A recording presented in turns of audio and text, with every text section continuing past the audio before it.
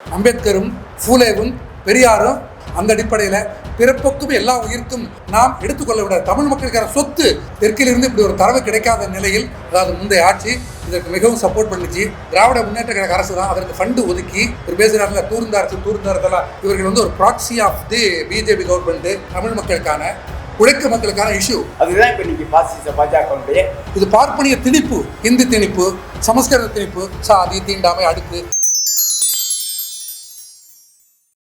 அங்குசம் இதழினுடைய ஆண்டு சந்தா வெறும் 500 ரூபாய் தான். ஓராண்டு சந்தா 52 இதழ்களுக்கான சந்தா 500 மட்டும்தான். ஒவ்வொரு வியாழந்தோறும் உங்கள் இல்லம் தேடி அங்குசம் வார இதழ் வந்து சேரும். பத்திரிகை மற்றும் ஊடக நண்பர்களுக்கு நாங்கள் சார்ந்திருக்கின்ற மக்கள் கலை இலக்கிய கழகத்தின் சார்பில் வணக்கங்களை தெரிவித்துக் கொள்கிறோம். வருகின்ற ஆகஸ்ட் 22ஆம் நாள் தஞ்சையில் தமிழ் மக்கள் இசை விழா நடைபெற உள்ளது. இந்த இசை விழாவுடைய தலைப்பு கீழடி நாகரிகத்தை உயர்த்திப்பிடி, வேத நாகரிகத்தை துரத்தி அடி, இந்திய வரலாற்றை தென்னிந்தியாவிலிருந்து திருத்தி எழுதும் போர் முழக்கம் என்பது தலைப்பு. கீழடி நாகரிகத்தை உயர்த்தி பிடிக்க வேண்டிய தேவை ஏன் இப்பொழுது வந்தது என்று சொன்னால், நாம் ஒன்றை இழக்கும் பொழுது தான் அதோட அருமை நமக்கு தெரியும். அந்த அடிப்படையில் நாம் இழந்து கொண்டிருக்கின்றோம். அதாவது நமது மாநிலத்தின் உரிமைகளை, நமது மண்ணின் பெருமைகளை, பாரம்பரியத்தை, தொன்மத்தை நாம் இழந்து கொண்டிருக்கின்றோம். அது ஒரு மொழியின் திணிப்பின் மூலமாகவும், நமது மொழியை பிடுங்குவதன் மூலமாகவும், அதே போல நமது தொன்மம் குறித்த ஆய்வுகளை மூடுவதன் மூலமாக நாம் நமது இந்த பெருமிதத்தை இழந்து கொண்டிருக்கின்றோம். அவர்களுக்கு ஒரு நோக்கம் உள்ளது. அது என்னவென்றால், ஒரு மொழியை அழித்து விட்டால் அந்த மக்களை கோழையாக்கி விடலாம், சக்கம்புடின்னு சொல்லுவாங்க, அடிமைகளாக்கி விடலாம். அதற்கு பிறகு எதையும் திருத்தி விடலாம். குறிப்பாக கார்ப்பரேட் காவியுடைய நலனை அடிப்படையாக கொண்ட எந்த திட்டத்தையும் எதிர்ப்பின்றி அல்லது எல்லை என்கிற தடையின்றி தகர்த்து திணித்து விடலாம் என்கிற திட்டத்தோடு அவர்கள் வருகின்றார்கள். அந்த அடிப்படையில் கார்ப்பரேட்டோட திட்டங்கள் ஏற்கனவே தமிழ் மக்கள் இதையெல்லாம் போராடி நிறுத்தி வைத்தார்களோ, குறிப்பாக ஸ்டெர்லைட், ஹைட்ரோ கார்பன், மீத்தேன் திட்டம், டங்ஸ்டன் திட்டம், இது போன்ற அகர்வால்களுடைய நோக்கத்திற்கு, அவர்களுடைய லாபத்திற்காக கொண்டு வரப்பட்ட திட்டங்களை தமிழ் மக்கள் போராடி நிறுத்தி வைத்திருக்கின்றார்கள். மீண்டும் அதை இந்த தாவேக ஆட்சியின் துணையோடு திணிப்பதற்காக அவர்கள் முயற்சிக்கிறார்கள். அதை எதிர்த்து போராடுவதற்கு மக்கள், மாநிலம் என்கிற அந்த உணர்வு, தமிழர்கள் என்கிற உணர்வு அது தடையாக உள்ளது என்பதால் அதை அழிக்க வேண்டும். அந்த பெருமிதத்தை தொடர்ந்து வழங்கி வரக்கூடிய நமது இலக்கியங்களோ அல்லது அசைக்க முடியாத ஆதாரமாக இருக்கக்கூடிய நம்முடைய கீழடி ஆதாரங்களோ இவை அழிக்கப்பட்டால்தான் அந்த மக்களிடமிருந்து, தமிழ் மக்களிடமிருந்து இந்த உணர்வை பிடுங்கி எறிய முடியும். அப்படி பிடுங்கி எறிந்து விட்டால் மட்டும்தான் அவர்களுடைய இந்த திணிப்பு நுழைவு என்பது தடையில்லாமல் நடைபெறும் என்பதற்காகத்தான் அவர்கள் கீழடி இந்த ஆய்வை மூட பார்க்கிறார்கள். தோண்டிய அந்த அகழாய்வு அந்த குழிக்குள்ளேயே. எனவே தான் இது ஏதோ கீழடி, இது ஏதோ ஆர்கியாலஜி சம்பந்தப்பட்டது என்பதாக அல்ல, பதிலாக இது நமது எதிர்ப்புணர்வை மூட பார்க்கின்றார்கள். ஒரே நாடு என்கிற இந்த டிக்டேட்டர்ஷிப், இந்த பாசிச இந்த நடவடிக்கை எதிராக, அதாவது பாசிச பாஜகவுடைய கார்ப்பரேட் காவி இந்த திட்டத்துக்கு எதிராக தமிழ் மக்கள் எழுந்துவிடக்கூடாது என்கிற நோக்கத்தில் செய்யப்படுகின்ற இந்த இருட்டடிப்பு. எனவே இதை முறியடிக்க வேண்டும் என்பதற்காகத்தான் இந்த இசை விழா நடக்குது. அவர்கள் இன்னொரு திட்டம் வச்சுருக்காங்க. அது என்னன்னு சொன்னால், 2000 ஆண்டு காலமாக எந்த பார்ப்பனியத்தை, எந்த சனாதனத்தை, எந்த மனுஸ்மிருதியை, வேறொன்றுமல்ல, அதுதான் சாதி, அதுதான் சாதி அடுக்கு, அதுதான் தீண்டாமை, அதுதான் ஏற்றத்தாழ்வு, இதுதான் இந்த வேதம், இந்த வேத நாகரிகம்தான் தொன்மையானது, கீழடி என்பது உண்மை இல்லை என்று சொல்லி வேத நாகரிகத்தை இந்தியாவின் ஒரு பொதுவான மக்களுடைய பிராக்டிஸ்ன்னு இதை கொண்டு வரலாம் என்று அவர்கள் பார்க்கிறார்கள். அதை அனுமதிக்க முடியாது. அந்த 2000 ஆண்டு கால இந்த கொடுமையை எதிர்த்து தான் சித்தர்களும், புத்தரும், வள்ளலாரும், வைகுண்டரும், அம்பேத்கரும், பூலேவும், பெரியாரும், இப்படி பலரும், திராவிட இயக்கங்களும் கம்யூனிஸ்டுகளும் எதிர்த்து போராடுறாங்க. அந்த போராடிய சாதியை, அந்த மனுஸ்மிருதியை மீட்டு உருவாக்கம் செய்வதற்காக அவர்கள் முயற்சிக்கிறார்கள். அதற்கு தான் அவங்க டீலிமிட்டேஷன் என்று சொல்லியெல்லாம் இந்த தொகுதி வரையறையை செய்வது, அதன் மூலமாக தமிழ் மக்களுடைய ஆதரவு இல்லாமலேயே வடக்கில் இருக்கக்கூடிய மக்களுடைய ஆதரவை பெற்று இந்த திணிப்பை செய்துவிட முடியும் என்று அவர்கள் திட்டமிடுகிறார்கள். இந்த சூழ்நிலையில் தான் வேத நாகரிகத்தை துரத்தி அடிக்க வேண்டும். நமது நாகரிகம் என்பது, நமது தொன்மம் என்பது பிறப்புக்கும் எல்லா உயிர்க்கும் என்பது தான். அந்த அடிப்படையில் பிறப்புக்கும் எல்லா உயிர்க்கும் என்கிற அந்த சமூக அமைப்பை நமக்கு அடையாளப்படுத்துகின்ற, இதுதான் தமிழ்நாட்டுடைய நாகரிகம் என்று காட்டுகின்ற ஆய்வு தான் கீழடி நாகரிகம். எனவே கீழடி நாகரிகத்தை உயர்த்தி பிடிப்போம், வேத நாகரிகத்தை துரத்தி அடிப்போம். அதே போல் இதில் முக்கியமானது, இந்த ஆய்வு நடத்திய மரியாதைக்குரிய ஆய்வறிஞர் கி அமர்நாத் ராமகிருஷ்ணன் அவர்கள் பெருமுயற்சி எடுத்து செஞ்சாங்க. அதை அவர் சொல்லப்போனால் பிலாங்ஸ் டு நார்த்தன், அவர் ஒரு வட இந்தியக்காரர், அவர் ஒரு சௌராஷ்டிரா பகுதியைச் சேர்ந்தவர். ஆனால் தமிழ் மக்கள் மீது இந்த தொன்மத்தின் மீது ஒரு ப்ரொஃபஷனல் என்கிற வகையில் நேர்மையான முறையில் ஆய்வு நடத்தியிருக்கிறாரு. அதை திருத்த சொல்லுது ஒன்றிய அரசு. திருத்தினா தனக்கு ஃபேவராக திருத்த சொல்லுது. அப்படியெல்லாம் செய்ய முடியாது. கிமு 600 என்ற 600 தான். இன்னும் சொல்லப்போனால் அடுத்த கட்ட ஆய்வுகள் எதை புறப்படுத்துதுனாக்கா, இது கிமு 600 மட்டுமல்ல, இன்னும் கிமு 1000, 1500 என்பதாக இதன் தொன்மம் நீண்டு கொண்டிருக்கிறது என்று அவர் சொல்கிறாரு. அவரை திருத்தி கொடுங்கன்னு சொல்கிறாங்க ஒன்றிய அரசு. அதன் மூலமாக அப்படி ஒரு பெருமை தமிழர்களுக்கு கிடையாது என்று மூட பார்க்கிறார்கள். அவருக்கு நம்ம வாழ்த்து தெரிவிக்கணும். அவருடைய ஆய்வை வெளியிட மறுக்குது. நிறுத்தி வச்சிருக்கு. 2003 சப்மிட் பண்ணார், அதை நிறுத்தி வச்சிருக்குது. அந்த வகையில் ஒரு ஆய்வாளருடைய நேர்மையான ஆய்வை நாம் எடுத்துக்கொள்ள விட, தமிழ் மக்களுக்கான சொத்து என்கிற வகையில் அந்த ஆய்வை வெளியிட வேண்டும். இந்த இசை விழாவுடைய கோரிக்கை அது. முக்கியமானது என்னன்னு சொன்னால், வரலாறு தான் நம்ம இயக்குகிறது. நாம் தொன்மத்தை அறிந்து கொண்டால்தான், வரலாற்றை அறிந்து கொண்டால்தான் அடுத்து நாம் புதிய வரலாறை படைப்பது, புதிய சமூகத்தை படைப்பது என்பது குறித்த ஊக்கம் நமக்கு அப்போ தான் கிடைக்கும். ஆனால் வரலாறு என்பது எப்பொழுதுமே தென்னிந்தியாவில் அப்படி ஒரு பெருமை எதுவும் கிடையாது, தென்னிந்தியாவுக்கு அப்படி ஒரு தகுதி கிடையாது என்று தான் எழுதப்பட்டிருக்கின்றது. இன்னும் சொல்லப்போனால் மார்க்சிய அறிஞர்கள் எழுதிய ஆய்வுகளில் கூட தெற்கிலிருந்து இப்படி ஒரு தரவு கிடைக்காத நிலையில் அவர்கள் வரலாற்றை வடக்கிலிருந்து எழுதியிருக்காங்க. ஆனால் இப்பொழுது மரியாதைக்குரிய அரவிந்த் ராமகிருஷ்ணன் அவர்களுடைய இந்த ஆய்வு தெற்கிலிருந்து தான் வரலாற்றை தொடங்க வேண்டும் என்கிற அனைத்து தகுதியையும் கொண்டிருக்கிறது. தெற்கு தமிழ் மண் என்கிற வகையில் தான் நாம் வரலாற்றை தென்னிந்தியாவிலிருந்து திருத்தி எழுதுவோம் சொன்னால் அது ஒரு போராட்டம், அது தடை விதிக்கப்படுது என்கிற வகையில் திருத்தி எழுதும் போர் முழக்கம் என்பதாக தமிழ் மக்கள் இசை விழாவுடைய இந்த முழக்கத்தை நாங்கள் முன்வைத்திருக்கின்றோம். இதில் இன்னொரு விஷயம், திராவிட முன்னேற்ற கழகத்தை பொறுத்த வரைக்கும், அதாவது முந்தைய ஆட்சி இதற்கு மிகவும் சப்போர்ட் பண்ணிச்சு. ஏன்னா அதுக்கு முந்தைய ஆட்சியெல்லாம் அப்படியெல்லாம் பண்ணல. கிட்டத்தட்ட 10 ஆண்டு காலமாக நடக்கின்ற இந்த ஆய்வு, 15 ஆய்வு தொடங்கி நடத்தப்பட்டது என்பது 10 ஆண்டுக்கு மேலாக அப்படி நடத்தப்பட்டு, அந்த ஆய்வு என்பது இடையில 18 அதுக்கு ஃபண்டு தர முடியாதுன்னு சொல்லி கைவிரித்து விட்டது ஒன்றிய அரசு. அதுக்கு பிறகு திராவிட முன்னேற்ற கழக அரசு தான் அதற்கு ஃபண்டு ஒதுக்கி, அதுக்கு இன்ட்ரெஸ்ட் காட்டி இன்ன வரைக்கும் ஆய்வு நடத்தியது. இப்போ ஆட்சி மாறி இருக்குது. அது மட்டுமல்ல, அருங்காட்சியகம் அமைச்சு மக்களுக்கு இந்த பெருமை தெரிந்து கொள்ளணும். கீழடி நாகரிகம் என்பது என்ன, அது தமிழ் நாகரிகம் என்கிற வகையில் அருங்காட்சியகம் அமைத்தது திராவிட முன்னேற்ற கழக அரசு.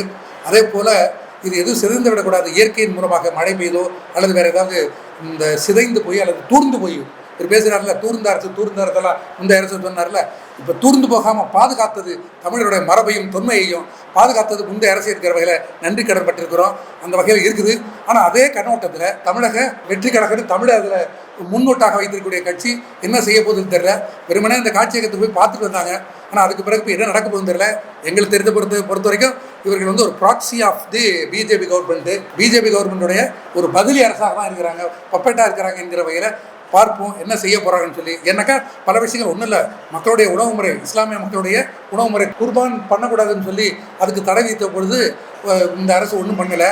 அதே போல் திருப்பரங்குன்ற இஷ்யூ வந்த பொழுது திருப்பரங்குன்ற அந்த சிக்கந்தர் தர்கா என்பது ஒரு செக்யூலர் என்பதற்கான ஒரு குறியீடு தான் அப்படின்னு நம்ம அதுக்காக பெரிய போராட்டமாக நடத்தணும். ஆனால் இப்போ என்ன போச்சுனாக்கா, அது ஒரு தீர்ப்பு வழங்கப்பட்டிருக்குது. அந்த தீர்ப்பை எடுத்துக்கொண்டு ஆமாம் சிக்கந்தர் தர்கா அங்கே இருக்கணும், இங்கே ஒரு செக்யூலர் அப்படிங்கிற ஒரு கல்ச்சர் இருந்தது, அப்படி ஒரு ட்ரெடிஷன் இருந்தது என்றெல்லாம் அவங்க செய்ய போகிறாங்களான்னு தெரியல.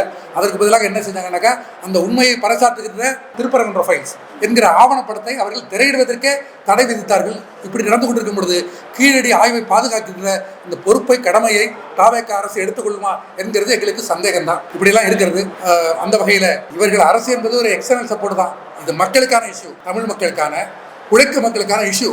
அந்த வகையில் நமது தொன்மத்தை பாதுகாப்பது, மரபை பாதுகாப்பது, வரலாற்றை பாதுகாப்பது என்கிற வகையில் இது உழைக்கு வர்க்கத்துக்கான தேவை என்கிற வகையில் உழைக்கு வர்க்கத்துடைய ரெப்ரசன்டேட்டிவ்ஸ் கம்யூனிஸ்ட் நாங்கள் இதை விழாவாக நடத்துகின்றோம். இதன் மூலமாக நாம் அறிந்து கொள்ளுங்கள், இதுதான் நமது மரபு, இதுதான் நம்ம தொன்மம், இதுதான் நமது பெருமித ப்ரைடு என்கிற வகையில் இதை சொல்லவிருக்கின்றோம். விழா வருகின்ற ஆகஸ்ட் மாதம் 22ஆம் தேதி தஞ்சையில் நடக்கவிருக்கின்றது. பலரும் பங்கேற்கவிருக்கின்றார்கள்.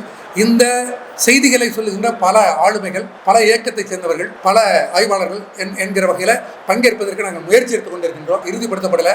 பகலில் கருத்தரங்கம், ஆய்வரங்கம், வாழ்த்தரங்கம், மாலையில் இசை மற்றும் கலையரங்கம் என்கிற வகையில் ஒரு 12 மணி நேரத்துக்கு மேலான நிகழ்வாக நடைபெற உள்ளது. அனைவரும் இதில் பங்கேற்க வேண்டும் என்பதை இந்த ஊடகத்தின் வாயிலாக நாங்கள் வேண்டுகோள் விடுக்கின்றோம். அந்த ஆய்வை அறிக்கை என்பது மறுக்க முடியாத அளவுக்கு தரவுகளை கொண்டது. அவங்களுக்கு மிகப்பெரிய முட்டுக்கட்டையாக இருப்பது என்னன்னு சொன்னால், அவங்க சரஸ்வதி நாகரிகன்னு வடநாட்டில் சொல்கிறாங்க. இவங்க கண்டுபிடிச்ச அந்த தரவுகளில் அந்த குழி தோண்டி பார்த்ததில் இங்கே மதம் இருந்ததற்கான, சாதி இருந்ததற்கான, கடவுள் இருந்ததற்கான எந்த தரவுகளும் இல்லை. இந்துத்துவாவை உயர்த்தி பிடிக்கக்கூடிய அளவிற்கான தரவுகள் கிட்ட பெறவில்லை. இப்போ அது அவங்களுக்கு பேரிடியாக இருக்குது. அதுதான் இப்போ இன்றைக்கி பாஜகவுடைய மிகப்பெரிய இது ஒரு தொன்மையான இந்த நாகரிகத்தில் முற்காலத்திலே குத்தி குறும்படைவராக இருந்திருக்காங்க தமிழர்கள் அப்படின்னு சொல்கிற விஷயம் இது நிலைநாட்டப்பட்டிருக்கு. அந்த விஷயத்தை சேர்த்து பார்க்கணும். அது என்னன்னு சொன்னால் ஹிஸ்டாரிக்கலை பார்க்கும்பொழுது தமிழ் சமூகம் மட்டும் இல்லை, மொத்த இந்திய சமூகமே முதல்ல பிரிமிட்டிவ் சொசைட்டின்னு சொல்லுவாங்க. அதாவது புராதன சமூகமாக இருந்தது. புராதன சமூகத்தில் இருந்தது இந்த மாதிரி கடவுள்லாம் கிடையாது. பதிலாக ரிச்சுவல்னு சொல்லுவாங்க, யக்ஞங்கள், இந்த மாதிரி யாகங்கள் அப்படி தான் இருந்தது. இயற்கையை தன் கட்டுப்பாட்டில் மனிதன் கொண்டு வருவதற்கான ஒரு நடவடிக்கை, ரிச்சுவல் செரிமனி தான் இருந்தது. அப்போல்லாம் கடவுள்னு கிடையாது. அந்த வகையில் தமிழ் சமூகம் தொன்மை சமூகம், அது பிரிமிட்டிவ் சொசைட்டி என்கிற வகையில் தான் கடவுள் அவசியப்படாத ஒரு சமூகமாக இருந்தது. சாதி அவசியப்படாத. மற்றபடி சாதி மதம் என்பது அது வேதம், மனுஸ்மிருதி, உபநிடதங்கள் என்கிற வகையில் இது பிராமணிக்கல் இம்போசிஷன் சொல்கிறாங்க. இது பார்ப்பனிய திணிப்பு. அதனால் பார்ப்பனியம் உள்ளே நுழைவதற்கு முன்னதாகவே இருந்த சமூகம் என்கிற வகையில் அந்த அடையாளம் இல்லை. அதுக்கு பிறகுதான் இந்த பார்ப்பனியம் வந்தது. அதுதான் காஸ்ட்டு, அதுதான் இந்த அன்டச்சபிலிட்டி, டிவியேஷன்ஸு என்கிற வகையில் தமிழ் சமூகம் என்பது சாதி இல்லாத, மதம் இல்லாத, கடவுளே அவசியப்படாத ஒரு சமூகமாக இருந்தது. அது புராதன சமூகமாக இருந்தாலும் கூட அது நாகரிகத்தில் மேம்பட்ட சமூகமாக தமிழ் சமூகம் இருந்தது என்பதற்கான அடையாளம் தான் அது. நம்பிக்கை இல்லை. ஏன் நம்பிக்கை இல்லைனாக்கா, முந்தைய அரசு எதுக்கெல்லாம் ஒன்றிய அரசோட ஃபைட் பண்ணிச்சோ அதுக்கு ஃபைட் பண்ணலையே. குறிப்பாக இந்த இது இருக்குல்ல, இந்த 100 நாள் வேலை, அதுக்கான ஃபண்டு ஒதுக்கலைன்னு சொல்லி 4000 கோடின்னு நினைக்கிறேன். அதுக்காக ஃபண்டு ஃபைட் பண்ணாங்க. அதே போல் PM3ன்னு சொல்லி ஒரு ஸ்கூலை திணிச்சாங்க ஒன்றிய அரசு. அது வேற ஒன்றும் இல்லை, அது மும்மொழி திட்டம், ஹிந்தி திணிப்பு, சமஸ்கிருத திணிப்பு. இவங்க என்ன சொன்னாங்க, முன்னாள் சிஎம் என்ன சொன்னார்னாக்கா, நீங்கள் இதுக்காக 10,000 கோடி ரூபா நீங்கள் பணம் கொடுப்பதாக இருந்தாலும் இந்த திட்டத்தை ஏற்றுக்கொள்ள முடியாது என்று சொல்லி மறுத்தாங்க. இப்போ PM3 ஸ்கூல் வரப்போகுது. அது குறித்து உங்களோட பார்வை என்ன?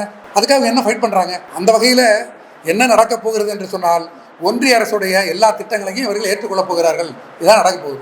ஆர்கியாலஜிக்கல் சர்வே ஆஃப் இந்தியா இல்லையா, அதில் மதுரையை சுற்றிக்கூடிய ஒரு 6-7 மலைகளை தேர்வு செஞ்சு சர்வே நடக்குது. அதில் திருப்பரங்குன்றம் மலை ஒன்று. அப்போ இந்த விஷயங்களை பூராமே மாற்றி ஒரு கண்ணோட்டத்தை கொண்டாடுறாங்க. இப்போ திருப்பரங்குன்றம் மலையில் தர்காவெலாம் தடுக்கணும். இப்போ ஏற்கனவே ஹெச்ராஜ் சொன்னார் இல்லையா, அது இங்கே ஒரு அயோத்தி உருவாகணும்னு சொன்னார் இல்லையா, அந்த தன்மையில் டங்ஸ்டன், அந்த அரிட்டாப்பட்டி, டங்ஸ்டன், ஆடைமலை, இது மாதிரி ஒரு 7 மலைகளில் எல்லாமே தொழில் துறையை இப்போ இருக்கக்கூடிய புதிய ஆய்வாளர்கள் உள்ளே நுழைஞ்சிருக்காங்க. இன்னும் பெரிய வேடிக்கை, இப்போ ஒன்றிய தொல்லியல் துறை யாருமே வாயை திறக்கக்கூடாதுன்னு வாய்ப்பு சட்டம், பாய்ச்சி சட்டம் போடுறாங்க இல்லையா, இதை பற்றி பேசக்கூடாதுன்னு.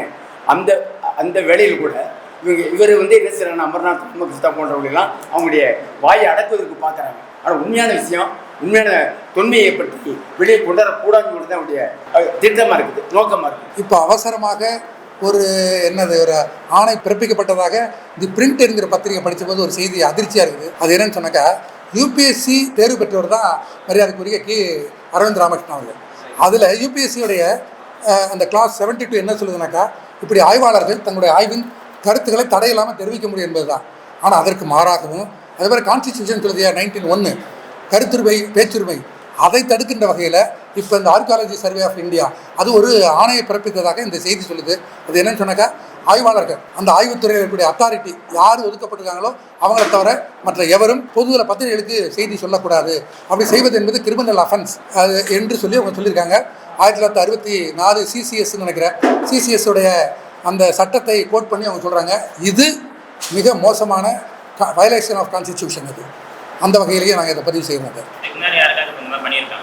இது வரைக்கும் இந்த ஆர்கியாலஜி விஷயத்தில் ஒரு அட்வைஸாக இருந்தது. அது என்னன்னு சொன்னாக்கா, உங்களுதில் ஒரு ஃபுல்ஃபில், ஒரு முழுமை இல்லை, 600 ஆண்டு காலம் என்பதற்கான ஒரு ஆய்வு, போதிய ஆய்வு இல்லை. ஆனால் ஆக்சுவலாக ஒரு 3 ஆய்வு முறையில் தான் அதை ப்ரூவ் பண்ணியிருக்காங்க. அது என்னென்னு சொன்னால் ஸ்ட்ரெட்டிகிராஃபி அப்படின்னு ஒரு முறை, அது அடுக்குப்பாறை முறை, ஒவ்வொரு அடுக்குக்கு ஒரு காலத்தை குறிக்கும். அந்த வகையில் ஸ்ட்ரெட்டிகிராஃபின்னு சொல்லி ஒன்று சொல்கிறாங்க.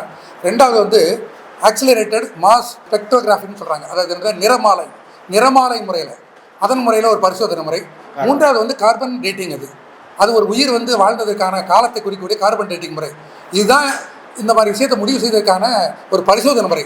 தெளிவாக அந்த முறையின் அடிப்படையில் தான் அவர் ஆய்வு அவர் டிரைவ் பண்ணியிருக்காரு, கண்ட்ரோல் பண்ணியிருக்காரு. ஆனால் அதை தாண்டி இது போதியது அல்ல அப்படின்னு நிறுத்தி வச்சுருக்காங்க.